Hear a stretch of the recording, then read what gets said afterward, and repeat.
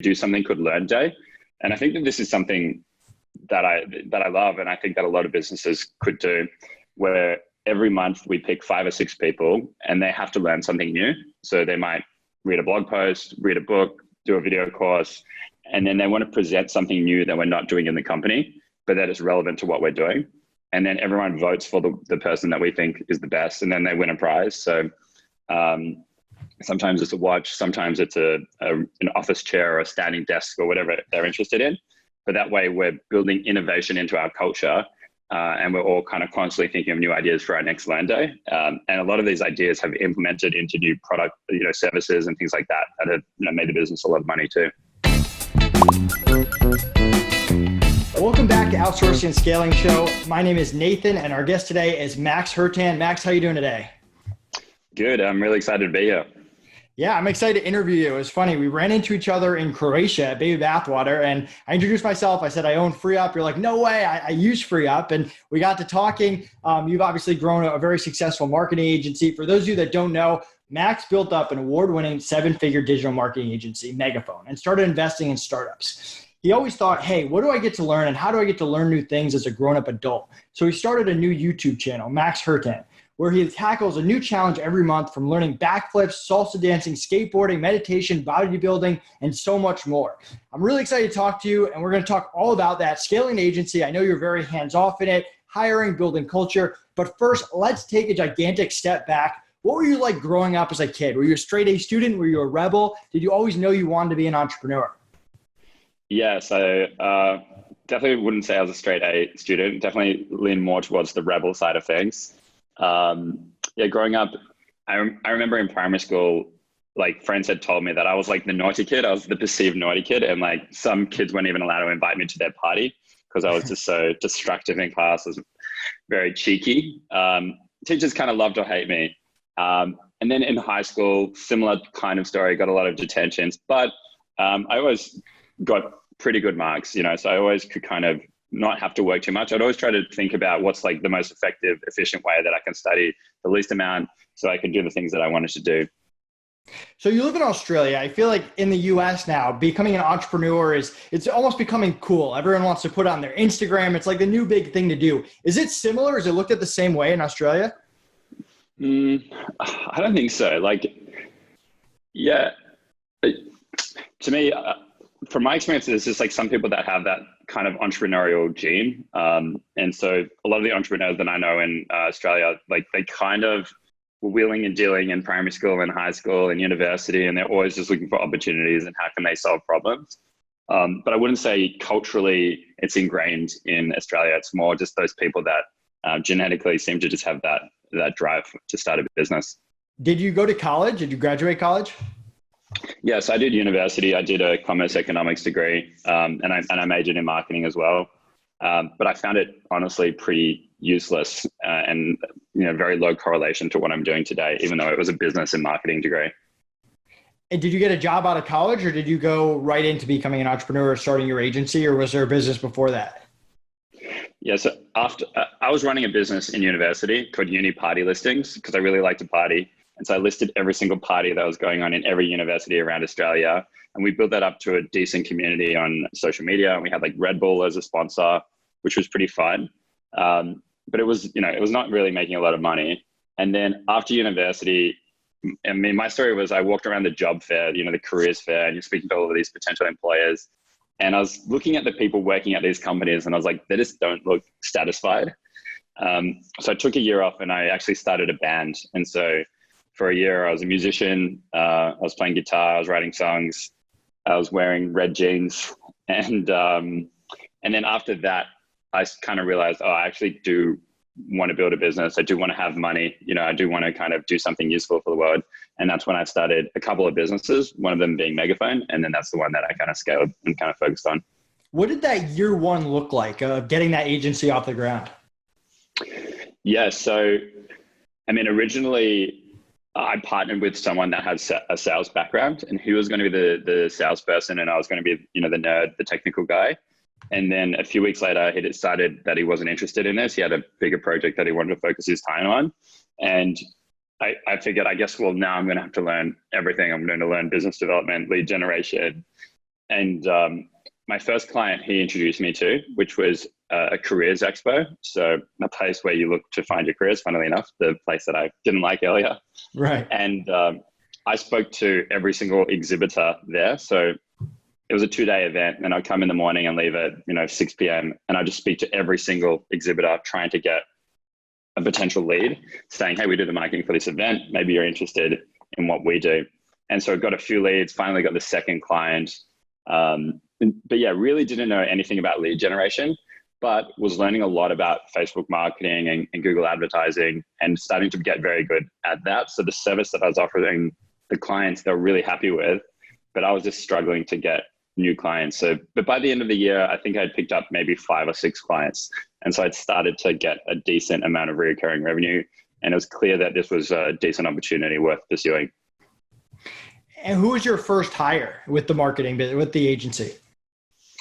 Yeah, so I'd say I was a little bit too slow to hire. I think I was, a classic thing of no one's going to do it as good as me. And I was just apprehensive. And so I think I had maybe 16 or 17 clients before I hired my first employee. And I hired a guy just from a university job ad for 3 days a week.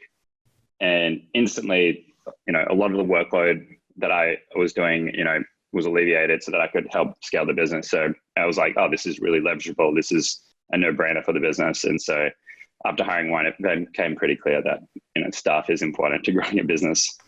What was that like as an agency? Because you're doing everything, you build the relationship with the clients. All of a sudden, someone else is doing the work for that client. The client may or may not have any idea about that. How do you keep up that quality assurance, keep up that relationship, make sure the client's still taken care of and doesn't feel like they just got passed off and outsourced to someone else? Yeah, honestly, that was the fear.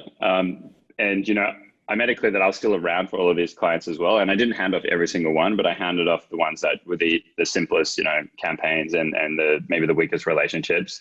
And, I made sure that the person that I hired was good and that they were diligent. They were excited to be there. That they'd been really well taught by me beforehand. And so when the client realized that there was another point of contact, that was now the primary point of contact, I think they were all pretty relaxed. And I think it was a lot more in my head that they were not going to like it. And, then it actually was the truth.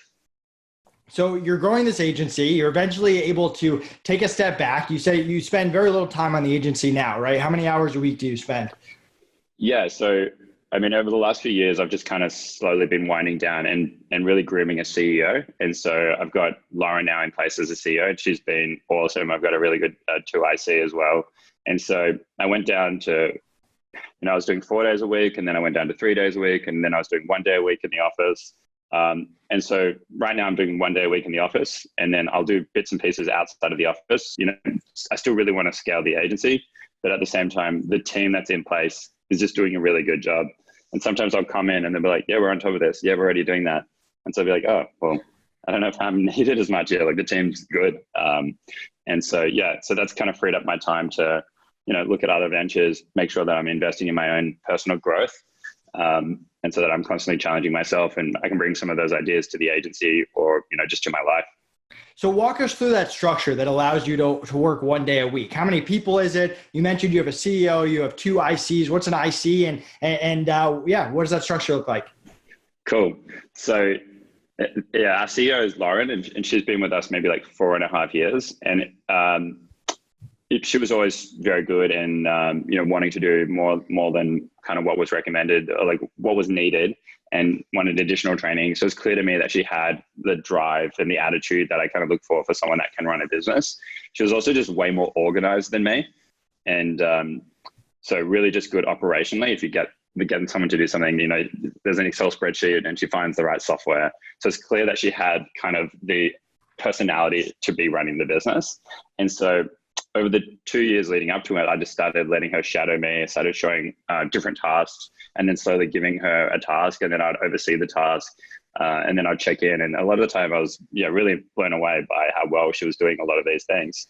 And so, I think the key thing is finding the right person, really looking at what are the personality traits and attitudes and things that you're going to need. And then with the 2IC, that's just second in charge.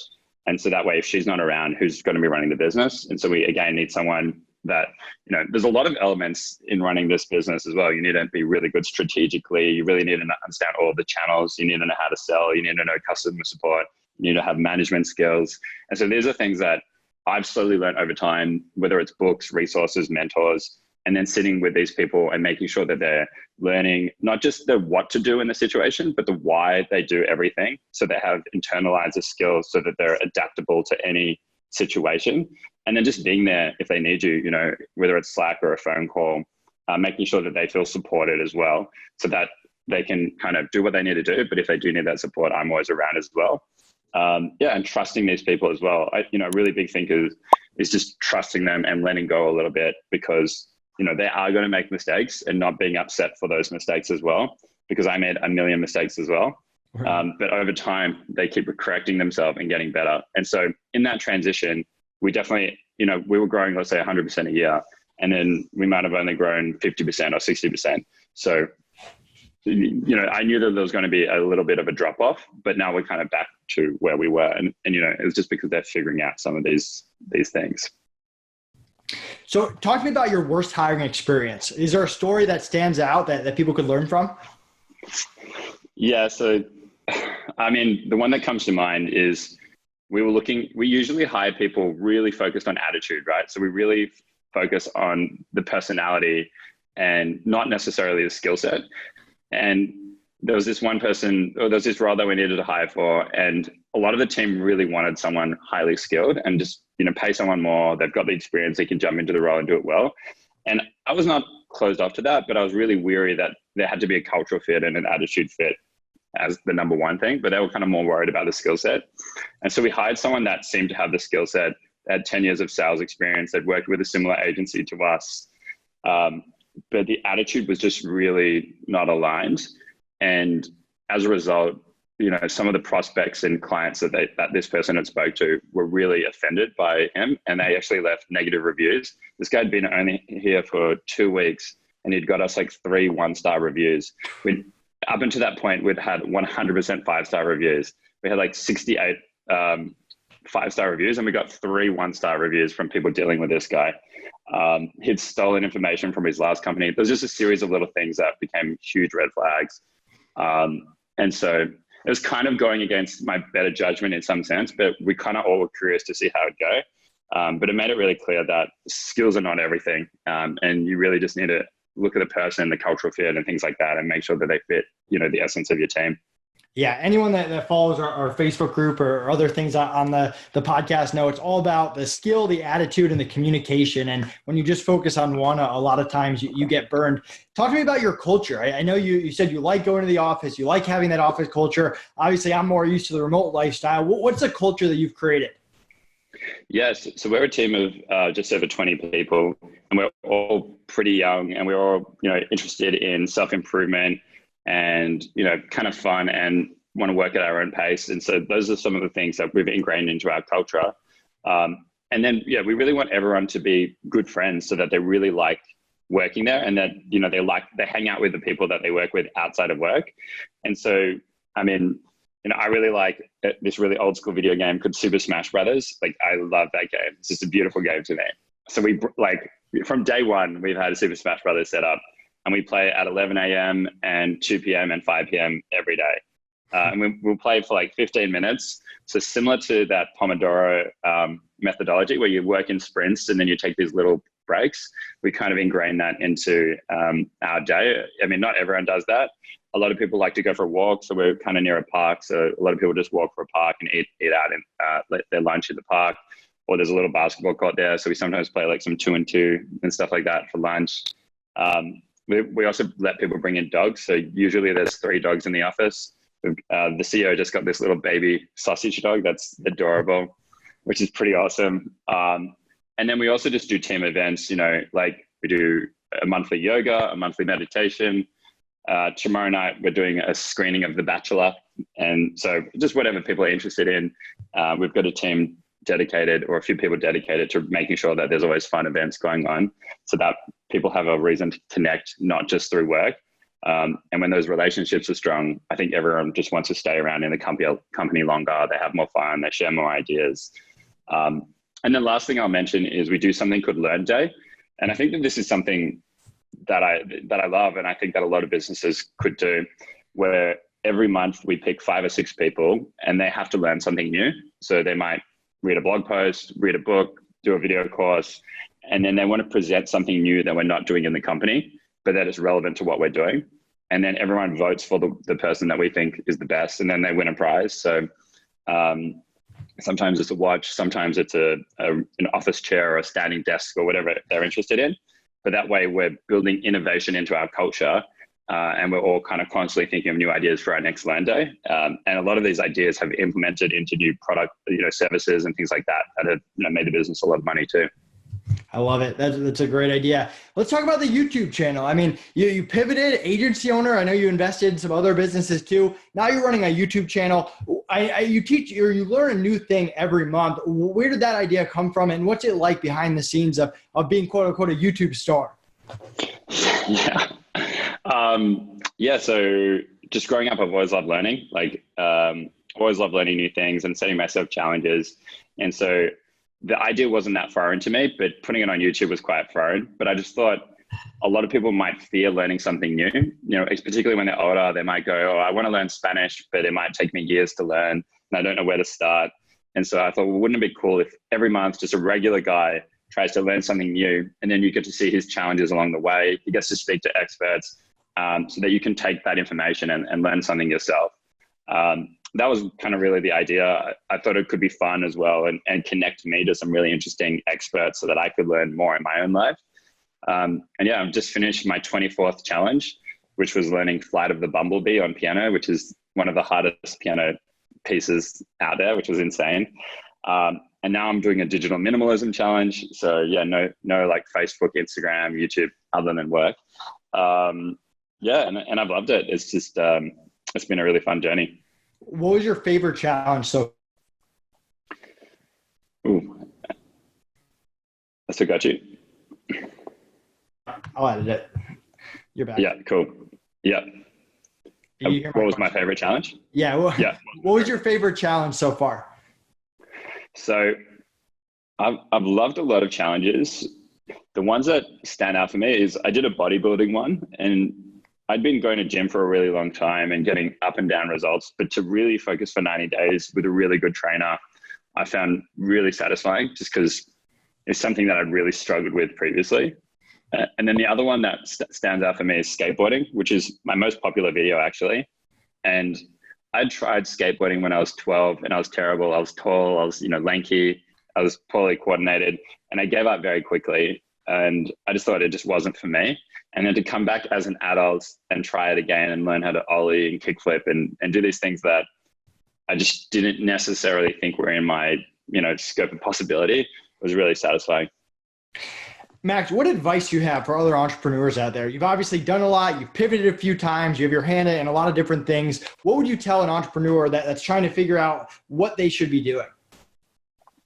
So probably my number one thing, if they're trying to figure out what they're doing, probably number one thing is reaching out to successful people that are 5 to 10 years ahead of where they might want to be, and offering to buy them lunch or coffee or whatever you can in terms of some form of value in exchange for half an hour of their time or an hour of their time, and just ask really good questions and follow up with these people. Because, at the start of my journey, I reached out to I had like 5 clients, and I reached out to a person running an ad agency that was doing $100 million a year.